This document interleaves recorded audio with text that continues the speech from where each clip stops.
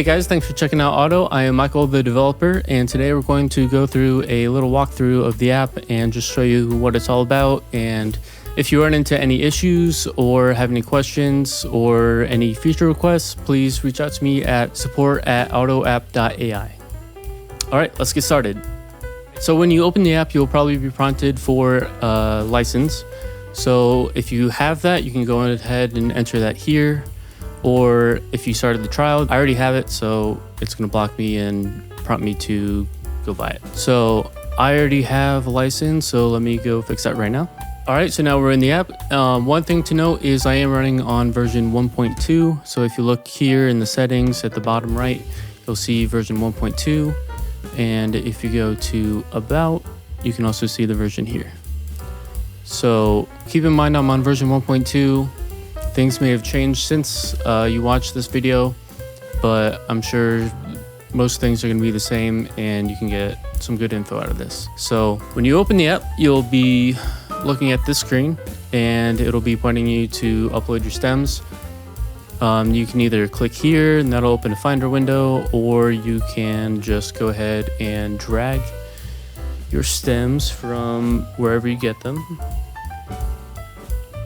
Drag all your stems in here, give it a second, and it'll load all your stems. So right now you can see that the project settings are 48 kilohertz, 24-bit, project length, project size, and track count. So this project has a bunch of stereo stems, mono stems, stereo files with a mono signal, anything that's typical from a client. This is actually one of the projects I had to mix. With a couple of exceptions, like these test files that I use for testing the app. So once you load all your stems in, you can just go through, and the old way of doing it would be to just go in, delete the postfixes, kind of like that. Maybe you title them title case, and it just kind of is a long process if you have to go through all these 68 tracks.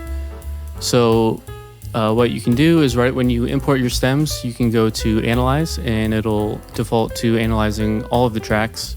If you select just a couple of them, it'll only analyze those.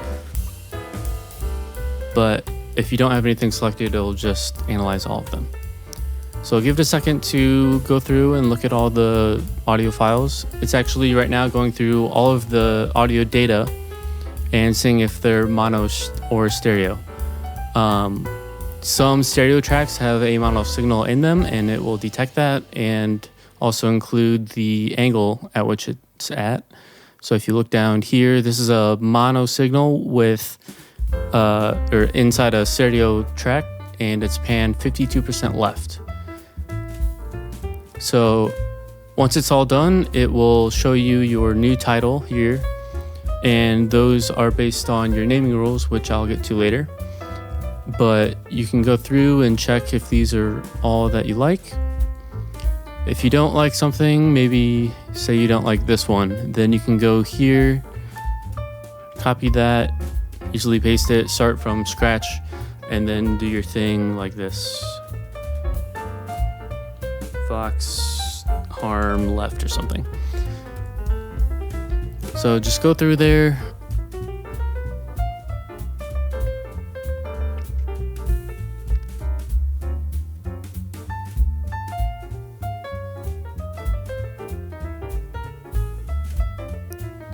And to me, that looks really good.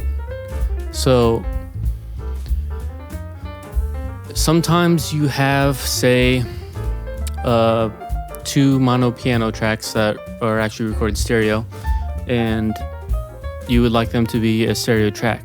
Well, you can actually just join them. Say this is your piano. So I'm gonna highlight both of these and then do Command or Control J, and it's going to link them. So what linking does is it takes those mono signals and converts them into one stereo file. So you can see that it actually changed the title of the tracks. So it removed the left and right designation for you, and then it'll tell you right here what side it's going to be on. And then if you don't like the side it's on, say this one was actually right, this one was left, you can actually do it again to cycle it, and it will cycle through each side. So if you made a mistake, you can cycle again and it'll get rid of it, or, well, in this case it's going to mono, or sum to mono. And now they're back where they were. So these go back to how they were named before you joined them. So you can do the same thing with stereo tracks. It will just sum them. Let's see if we can get some stereo tracks. Let's say these guys. So if you want to join them, do Command J. And now those are summed. So for stereo tracks, it doesn't really make sense to have it on one side or the other. So you can basically just turn it on or off. But if you have, say, a mono track and a stereo track, then you can cycle through each side. So the mono is center for the first cycle, and then left, and then right, and then back to normal. So you can also see that the new title changes, because it's all going to be one track when you export it. And you can see the track count here change as well. So then you can see that the track count is now back at 68. So when you actually do Command or Control J on just one track, so originally we have summing them left, right, center, or taking it off. If you just do one on one stereo track, it will flip the stereo image. So it'll take your left signal and your right signal and flip them. So your left is on the right and then the right is on the left. So that'll help for like overheads. If you like your drums being from the drummer's perspective or from the audience perspective, you can easily change that with just one little shortcut. So there's another thing you can do with stereo tracks, and that is split to mono. So if you want to just take your overheads and split it out, you can do Command or Control S. And it'll create two tracks from the original. It will add to the track count, and it will say split to left or right. So it's just creating two mono tracks from your stereo signal, and then you can flip what side these are on to, like so. So when you flip it, it'll change your designation. So it'll say split to mono right because it's on the right side now, and it just says it's flipped, showing you that the signal is flipped from left to right. So when you're looking at right, then it means it's literally on the right. It's not right flipped, which would be left. It's a little confusing, but just remember, whatever you see here is what you're gonna get out on your speaker. So I guess we'll go through the naming rules. So to get there, you would go to Settings, and then top left, Rules. And this will bring you to this page where you have a bunch of different cards that you can change the order of. Bring it all the way down, however you like it. You can import other people's rules. You can export your own. So from here, you can save your naming rules to a file. So say you're like a tracking engineer that works with the mix engineer a lot. If they have a certain way of naming their tracks, you can go ahead and export your rules here. It'll give you a file that you can send them, and they can fill it out. It's really easy to understand. And when they give it back to you, you can import it, and then you can always have that file to reference whenever you're working with them. So when you go to give them your stems, you can go ahead and run it through the renaming algorithm, and it'll be named exactly how they want them, and they'll love you forever. So basically, this is split up into three different sections: the prefixes, track base, and postfixes. with these 3 categories, you can basically make whatever title you want, with some exceptions, but the more detailed you are in here, and it's very flexible, the more titles you can make out of your roles. So let's say we take a look at lead vocal. So this right here is the title it's going to rename to, and then it has a bunch of keywords it's going to look for in the existing title. And whenever it sees this in the existing title, it's going to rename it to this string right here, lead vocal. So these are ordered, and it goes down from top to bottom. So it's going to look for main vocal first, and then it's going to look for main vox and lead vocal. So the reason it's ordered is because some phrases have substrings of other keywords, and that's going to mess up what it's going to output. So say you have vox here. If you have, we'll just add it.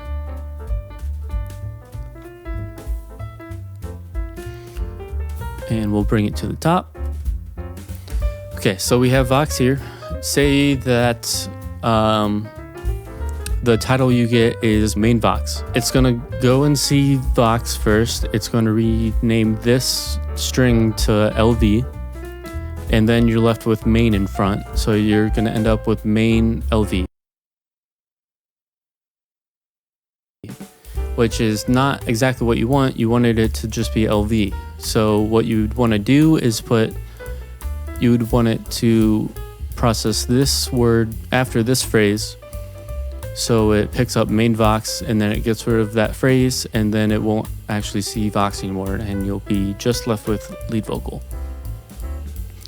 So it's a little hard to understand at first, I guess, but once you get it, you really get it. So just like with those keywords, that happens here. So it's going to look for lead vocal first, and then vox, and then doubles, and then double, and then harms, and blah, blah, blah. Basically, the way this is constructed is it'll go prefixes first, obviously, and then the track base, which is basically the track that it is. It's the noun.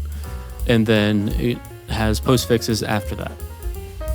So by default, I don't have any cards here because I like to have my track bases out in the title first, because it's a lot easier to recognize and I can move a lot faster in my session. Because if I just had, say, like main out in front of like 50 tracks, then they all start with the same word. It's going to be a lot harder to find that in the session.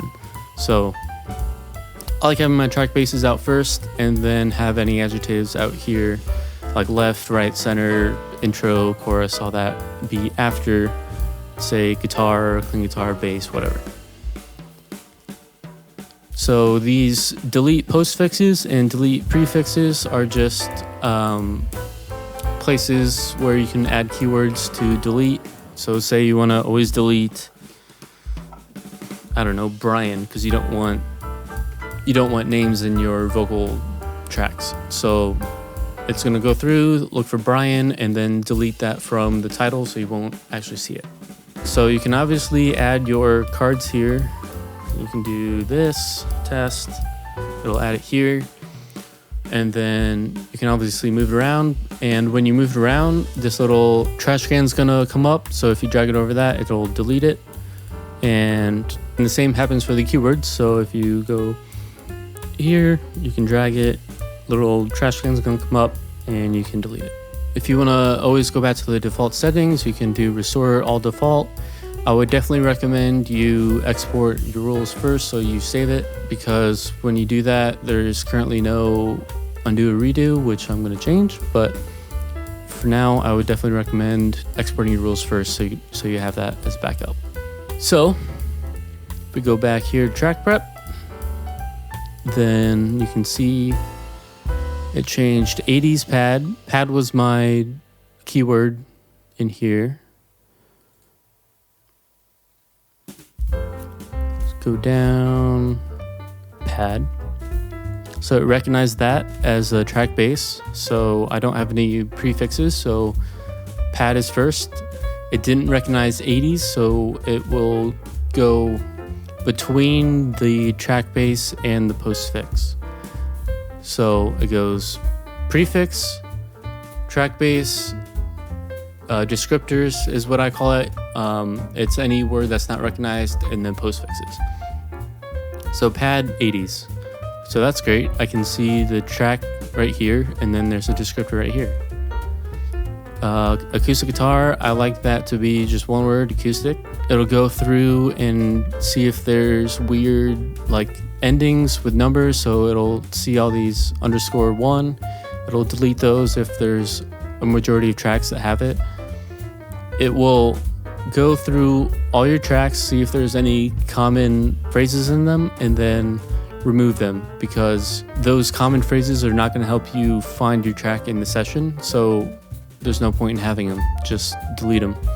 So if they all have _1, delete them. If they all have, say, the date in front, that's not going to help you, so delete that.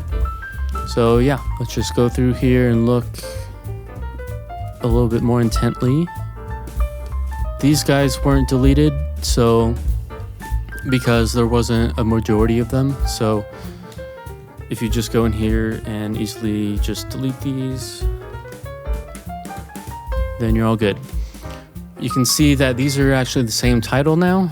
That's okay, because when you export it, it will add, well, it won't add anything here. It'll add a 2 here, denoting that's the second track. So you won't run into any duplicate issues. You're not allowed to add any character that can't be in the file name, so you're good there. So if you have any blank tracks, it will actually show you in the title that it's blank, and over here on the width column, it'll tell you that it's blank.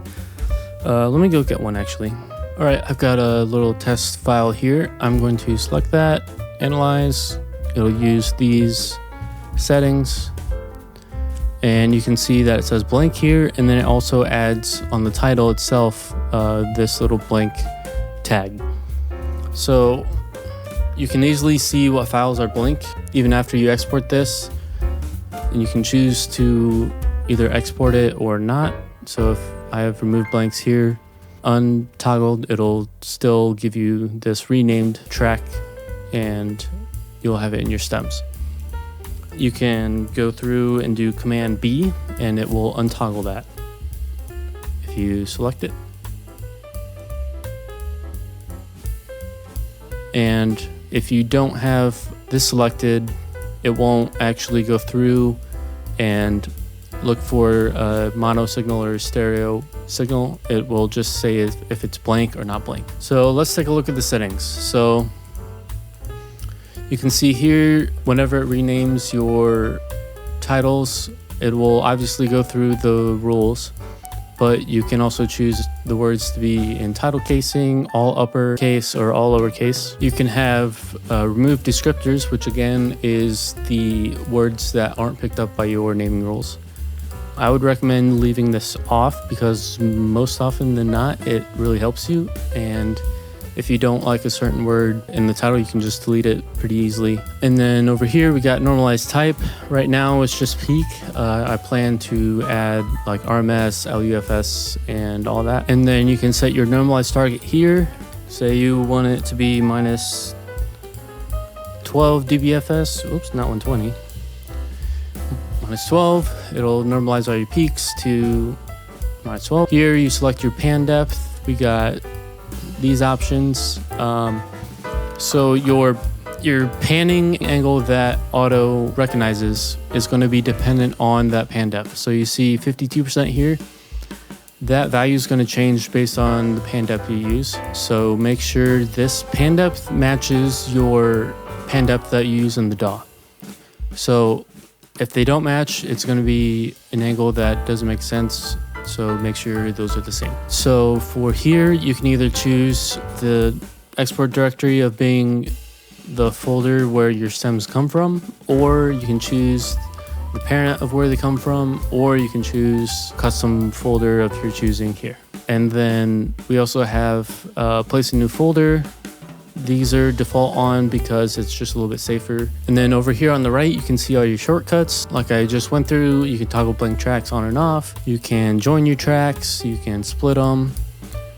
You can do like Command A to select all your tracks.